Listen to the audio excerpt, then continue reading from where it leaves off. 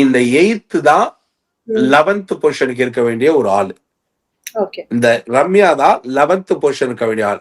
12, 13, 14 இவங்க 3 பேரும் ஒரே ஒரு விஷயத்துல, ரம்யா அதுல 2 விஷயத்துல. ஒரு விஷயம், இந்த 4 ஒரே பாயிண்ட்ல இருக்க ஒற்றுமையா இருப்பாங்கன்னா, இதுங்க 4 முன்கோபிங்க, பயங்கரமான டெம்பருங்க.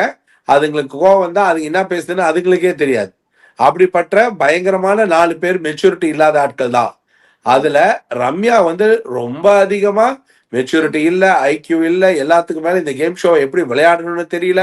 எல்லாத்தையும் தாண்டி இந்த பர்டிகுலர் கேம் ஷோக்கு உள்ள வந்து தன் திறமையை காட்டுறதுக்கான எந்த முயற்சியும் எந்த இடத்துல, இப்ப திவாகர் ரீல்ஸோ நடிப்போ அது ஒரு திறமைன்னு காட்டுறாரு. பார்வதி இந்த ஷோல தேவையான இடத்துல டான்ஸ், தேவையான இடத்துல ஆங்கரிங் அப்படின்னு தன்னோட ஸ்கில்ல ஏதோ ஒரு இடத்துல ப்ரொஜெக்ட் பண்ணி தான் கொண்டு போறாங்க.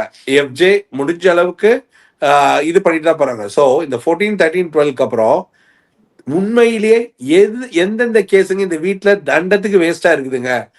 அதாவது கோபம் இல்ல அப்படின்னா மத்ததுல இருக்கிறோம், இது கோபத்திலையும் சரி, வீட்டுக்கும் மொத்தமா தண்டமா டோட்டலா தேவையில்லை. இந்த 3 பேர் கிட்டக்க இந்த ஒரு ஸ்கில்லை விட இவங்க கிட்ட அன்வான்டா யார்கிட்டையும் போய் ஃபைட் பண்ணாத ஒரே ஒரு குவாலிட்டினாலதான் இந்த பொண்ணு வந்து 11th இருக்கு. மிச்சம் இந்த 3 பேர் வாண்டடா போவாங்க. இது முடிஞ்ச அளவுக்கு தன்னை நோண்டுனா மட்டும்தான் சண்டைக்கு போவோம், இல்லைன்னா அவங்க திசை பக்கமே போவாது. இது உள்ளுக்குள்ள ஒரு இந்த கேம் புரிதலே இல்லாம, ஒரு மெச்சூரிட்டியே இல்லாம, ஏதோ அண்ணே நொனே அதுனே இதுனே சாப்பிடு அப்படின்னு ஒரு மெச்சூர்டா ஆட வேண்டிய ஒரு கேம் ஷோல என்டர்டெய்னிங் ஃபேக்டர்ல சுத்தமா இல்லாம இருக்கக்கூடிய ஒரு ஆளு. ஸோ என்னுடைய பார்வையில ரம்யா ஜோ தான் வந்து 10th. ஸோ 10, 11, 12 சாரி 11th 11, 12, 13, 14 கரெக்டா.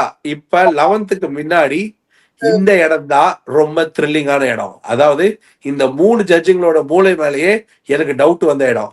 எந்த தைரியத்துலடா நீங்க வந்து கெமிக்கு 3rd கொடுத்தீங்க?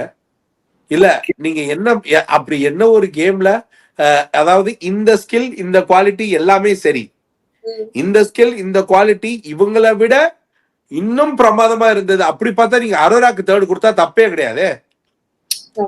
இதுதான் உங்க கிரைட்டீரியா.